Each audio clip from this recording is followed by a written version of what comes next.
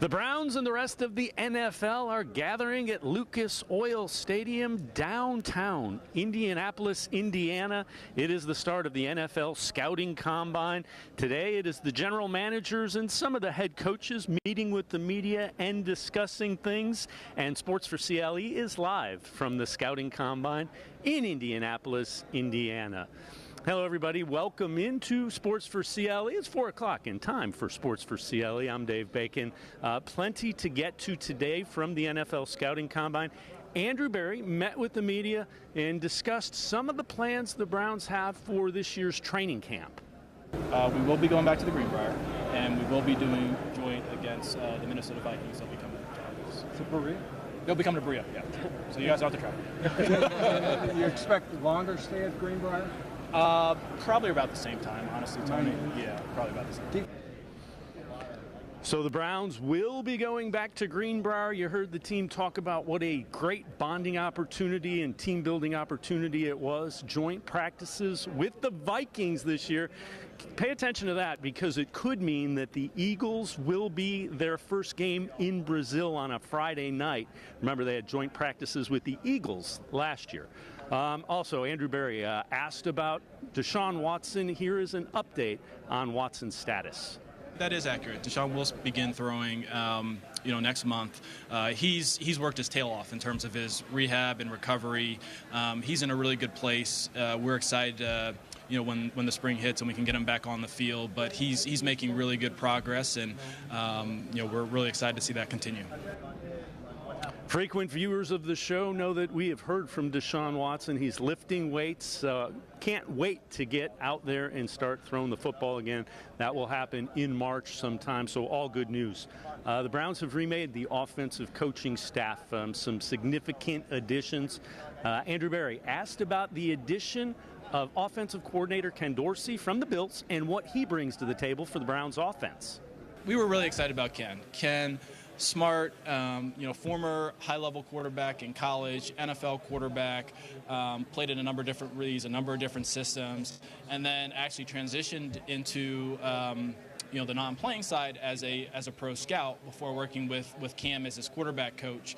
Obviously, the work that he did with Josh in Buffalo was outstanding. Coordinated a top 5 offense over 2 seasons, in Buffalo, and so what the allure to Ken was his varied experience in a number of different offenses, working with different styles of quarterbacks, and then ultimately just his work sample, as a coordinator. We thought he fit us, and our players. We love his expertise in, the spread and RPO game and drop back world as well, and we think that he's a fantastic addition to the staff. I always think it's maybe a little bit short-sighted for people to judge an individual off of their, one of their weaker moments, a moment of emotion.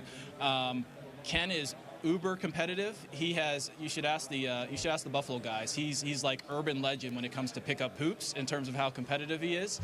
But we have no concerns about him, being able to, manage the players, manage the coaches, manage himself.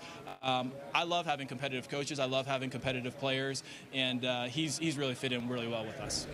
We're going to stay on the offensive side of the ball in this first segment.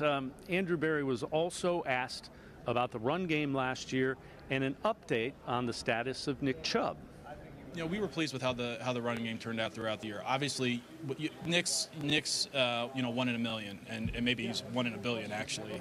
And so we're not going to get the consistent explosive runs that you get with the best back in football. But we also do firmly believe that the run game is predominantly predicated on the strength of the offensive line and then the actual scheme. Obviously, when you have a difference maker like Nick and someone who can create at the level that he can truly elevate, that area of the game. But we did have to learn to run without him, and we were able to do it, effectively enough. But obviously, Nick is a difference maker. I understand that Nick is a popular discussion point. When I said about him at the end of the season, any conversations that we have with him or his reps, honestly, will stay between will stay between us. If anything were to change with his status, you guys would be the first to know when that does happen. As far as his progress, how much do you, do you have any Yeah, Chris, he's done a great job. Yeah, you guys know Nick. He works his tail off. He does everything in his power to make sure that he can recover as quickly as possible. It still is very early, and we're 6 months away from training camp. So to say anything more definitively than I did at the in the middle of January, it would probably be inaccurate. Remember, that offensive line was really beat up a season ago. Browns ended up starting their 4th and 5th tackles for a significant portion of the season.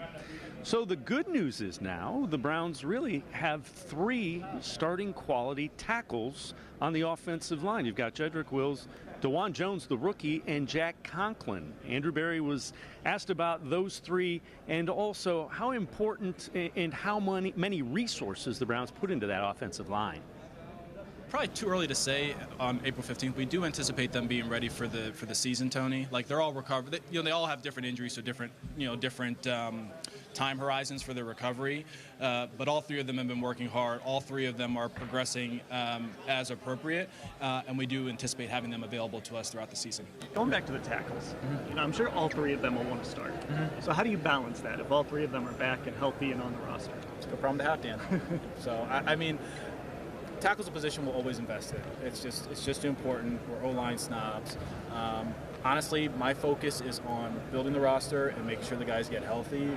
We're 6 months from playing, so we'll deal with that. I mean, going through all the injuries you guys did at that position last year, does that just kind of reaffirm how important it is to have depth on that line?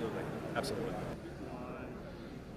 Well, the Combine is the preparation, the heavy lifting of the preparation for the NFL draft. So I need to talk a little bit about the draft. Andrew Berry was asked about having those guardrails, age guardrails for wide receiver prospects as well as all draft-eligible prospects. I think the way that we look at any prospect's profile is really as a combination of a number of different factors. So we don't really go into looking as a vacuum. So, like, let's take age specifically. It's not like, okay, hey, if you're, X years old, you're off the board or we're not going to consider you. We do try and take each player individually and consider all the circumstances, risk factors, things that make that prospect unique, and ultimately place a value on that individual from there. Honestly, we just look at it historically in the sense of each position has maybe what we would call a different aging curve. And then even within the position, the style, there may be a subset of aging curves based on the style of player or the specific risk factors that they have in their career. So there's not necessarily a blanket formula for deciding when receivers may decrease their production as they go further in their career, but we do try and take a approach with different cohorts of likely profiled individuals. We're going to take a quick timeout on Sports4CLE.